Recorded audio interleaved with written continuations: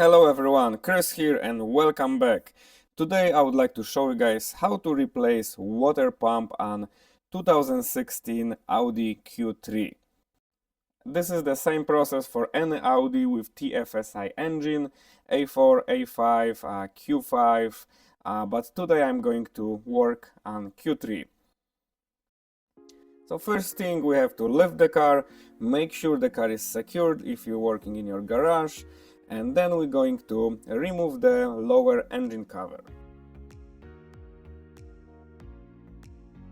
And once the cover is out, we're going to drain the coolant. And after the coolant is out, we can lower the car a little bit, and I am going to work from the top. The most of the work going to be from the top only. So I started from removing the intake hose, and then I will have to remove the stuff that will bother me and will be in my way to get the intake manifold out.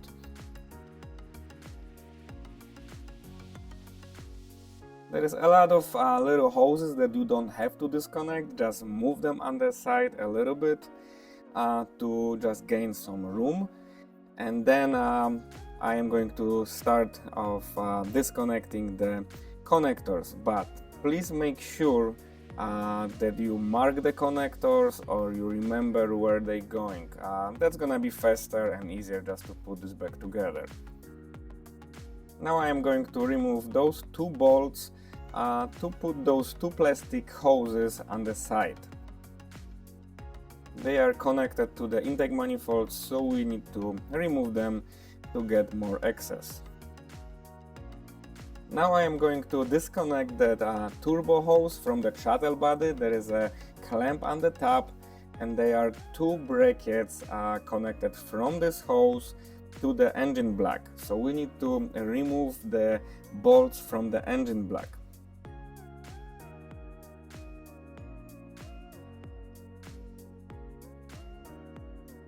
To give you better view and better access, I am going to remove this air filter.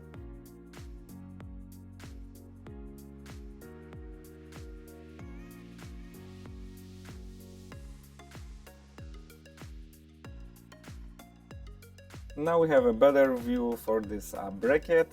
It's right there, and it's again going from this turbo hose to the engine block, and there is one on the bottom. You gotta go underneath the car and just disconnect it right there.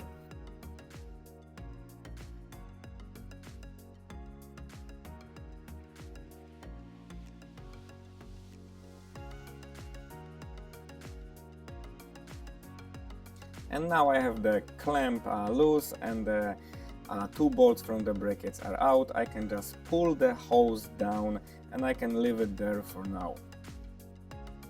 There is another bracket that is connected to the intake manifold. There are two bolts there, and then this bracket going to be loose with those connectors.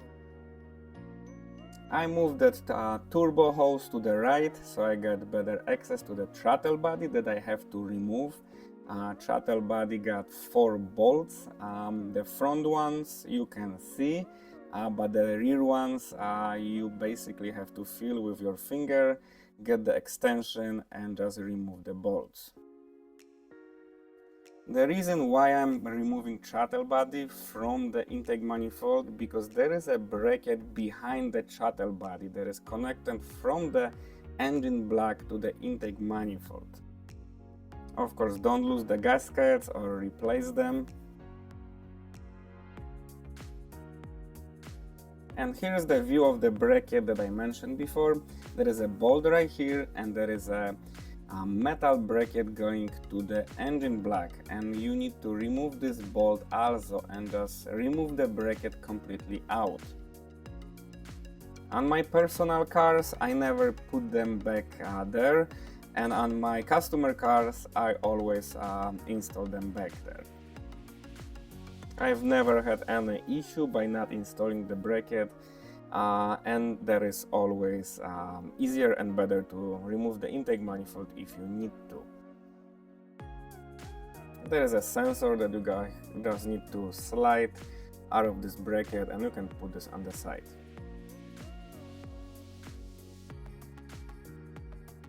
And now it's a time to remove the oil filter. There is a sensor behind the oil filter that you need to unplug also. It might be limited access now. If you can't unplug it like that, once you start removing the intake manifold, you can unplug it. And of course, I always put a little bit of paper or rag in the oil filter just to protect it so nothing falls in. And here is the fuel line that you will also need to unscrew from the high pressure pump. I always leave this step to the end, as my last step, because if you're working in a small garage, especially when the garage is closed, you don't want to just get this first, then you're going to smell the gas everywhere. And now I am going to remove all those bolts that holding intake manifold. There is a lot of bolts around, and you will have to remove all of them, couple nuts on the ends, and we're gonna be good to go. Probably there's gonna be couple more connectors and a couple lines that will need to be disconnected. And again, guys, this is super important. Just mark everything. Just put your screws on the place, or mark them, or put them in the ziplock or anything. Sometimes I put tape on the connectors and put numbers or something, so that way it's much easier and faster to put this back together.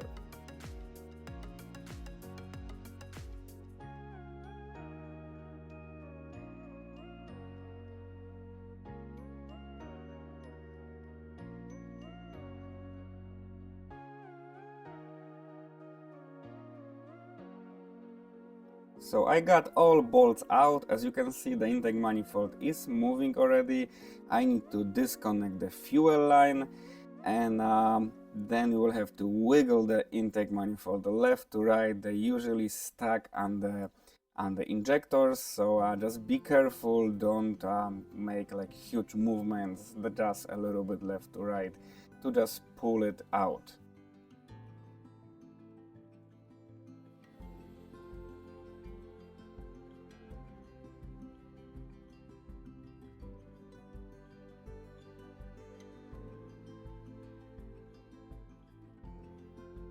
And I started to removing the intake manifold, and of course you have to watch around if there is anything left, anything that's holding you to remove it. And of course I had a couple others connectors that I had to disconnect.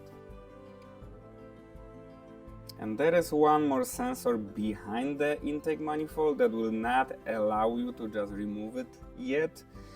You have to just move it a little bit out, and then there is a connector right here that you need to unplug, because wiring it's holding it. So just unplug this sensor, and then you'll be able to remove the intake manifold. I put a little bit of tape, green tape on this wire, so I can remember that this wire going up around the intake manifold, and then I will know where the other wires going from of course remembering it from the last jobs. There is one more vacuum line that is holding that intake manifold. I am disconnecting that vacuum line right now, and then I am able to just flip the manifold and just put this on the top of the engine. And finally we have a view for the leaking water pump. And of course check if you have all those seals on the injectors, if they didn't get stuck in the intake manifold. And now we have to remove everything around to get access to the water pump. And while I'm here, I'm going to clean the carbon buildup. They always got a lot of carbon buildup. As you can see, It's a lot of it. That's a really good idea to clean it now once you got intake manifold out. There is another video on my YouTube channel how to clean this carbon buildup, so I'm going to skip this showing process how I clean this from this video. So I'm going to disconnect all 4 injectors, the wiring, and then I will put wiring on the side so I got better access to the water pump.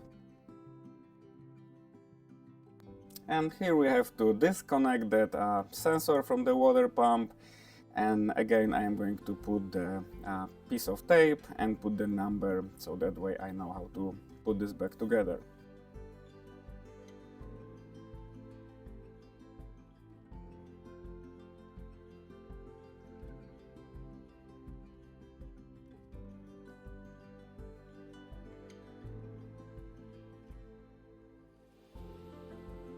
And here is the new pump. This is the GMB water pump. The OEM unit is plastic unit, this is metal, and this is the part number if you like to use the same pump. I used this brand before, pretty good quality. It does comes with seals that you need, and of course you need the intake manifold gasket for this job. And again, this pump is made from metal and it's much stronger than the OEM plastic unit. The OEM unit tend to crack over time from heat cycles and causing a lot of leaks.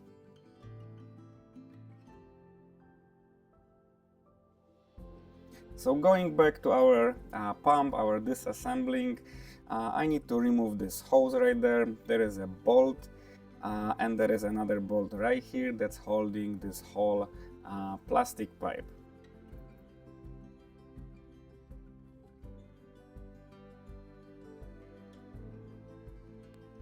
And as you guys can see, this is the damage. The piece of the water pump just broke and it was leaking very badly. So not the internal of the pump had failure, but the housing itself, and that's the very common issue because they are made from plastic.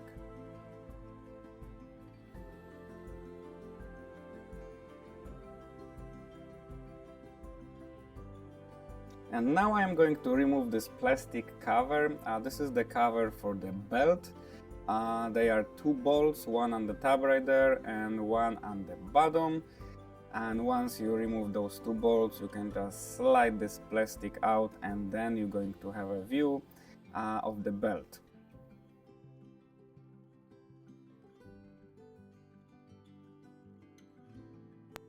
And now to be able to remove the water pump, I need to slide that belt out.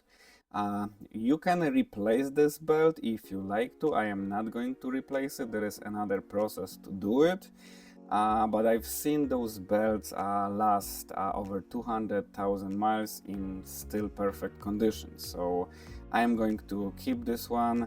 And to slide it you need the screwdriver, but be careful, just go little by little, don't cut this belt.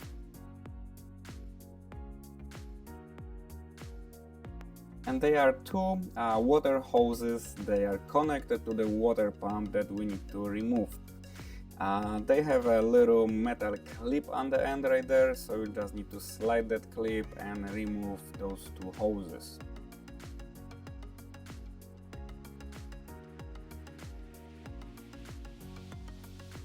And now finally it's a time to remove the bolts from the water pump.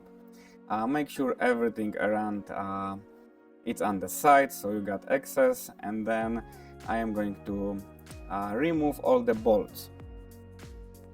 And again, make sure where the specific bolts are going because they are different length.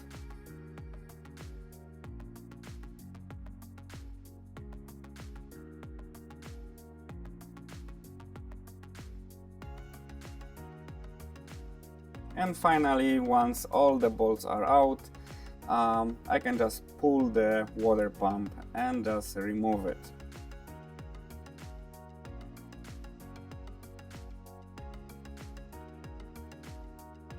Again, this is the view of the broken piece.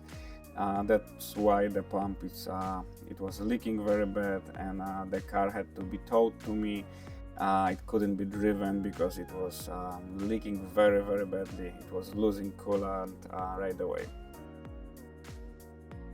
And I always like to put those pumps next to each other, and I always check what I need to remove from the old pump to the new one, and I have to just transfer that sensor. And this little plastic piece, it's from the water pump to this hose. If it comes with the pump, I always replace it. If it's not, then I always check the seals and grease the seals and put this back. And to install the new pump, I always put the belt first, then I locate it to this little plastic there, and then I twist the pump to center with the bolts. Just make sure you center it with the bolts. You need a little bit of pressure to push the pump to the left so it goes in its place.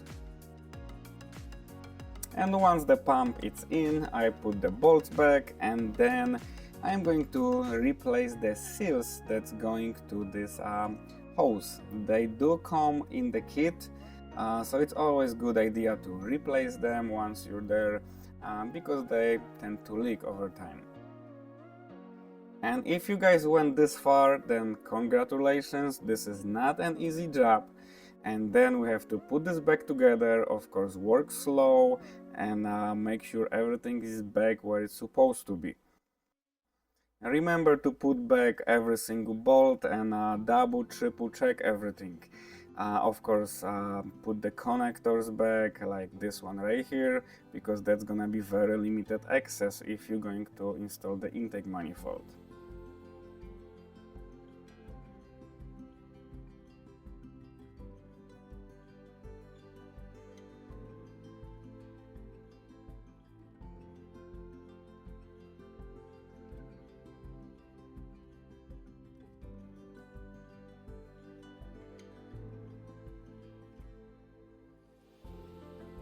And of course I'm going to install the new intake manifold gasket, and then I will double check if I got everything connected around the water pump, and then I'll be okay to install the intake manifold. I always put a little bit of grease or oil on the seals for the injector. That's pretty important, because when you're going to install the intake manifold, you can cut the seal and the fuel will leak.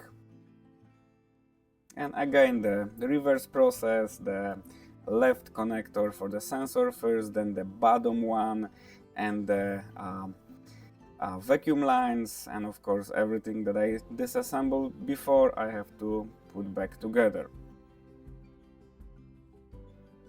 And this top connector with the green tape, I knew it's going to the top, so that's much easier now. And of course the fuel line, I am going to put the bolts for the intake manifold, and I will check everything around if it's connected like it's supposed to be. I will also need to install the throttle body and make sure the gasket is there, or replace the gasket, and the air filter, and of course everything that is left.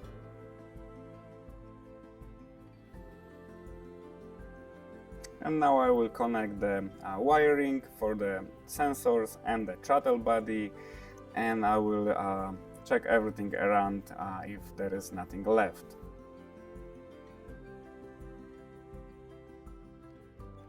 And after you finish, of course, don't forget about the coolant, and you need to bleed the system. I will also change the engine oil because I was cleaning the carbon buildup, so I like to change the oil and the filter.